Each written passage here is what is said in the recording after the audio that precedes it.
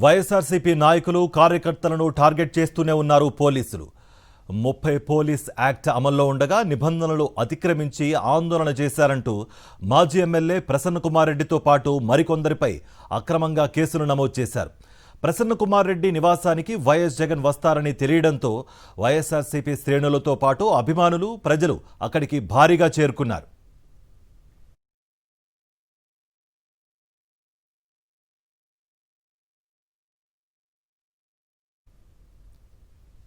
YS Jagan కోసం ఎదురు చూస్తున్న వారిపై పోలీసులు అకారణంగా లాఠీచార్జ్ చేశారు.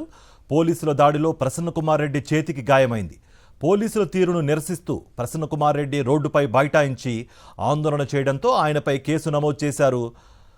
దుర్గామిట్ట పోలీసులు అభిమానులను అడ్డుకునే క్రమంలో కావలి ఎస్బీ హెడ్ కానిస్టేబుల్ కిందపడి గాయపడ్డారంటూ ప్రసన్న కుమార్ రెడ్డి, శ్రీనివాస్ యాదవ్తో పాటు మరికొందరిపై మరో తప్పుడు కేసు నమోదు చేశారు.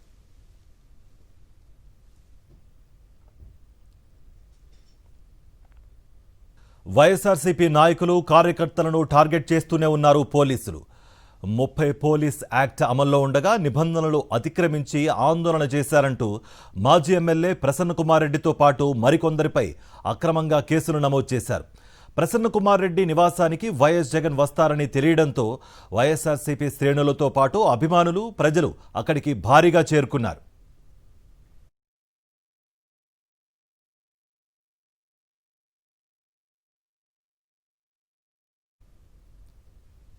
వైఎస్ జగన్ కోసం ఎదురు చూస్తున్న వారిపై పోలీసులు అకారణంగా లాఠీచార్జ్ చేశారు. పోలీసుల దాడిలో ప్రసన్న కుమార్ రెడ్డి చేతికి గాయమైంది.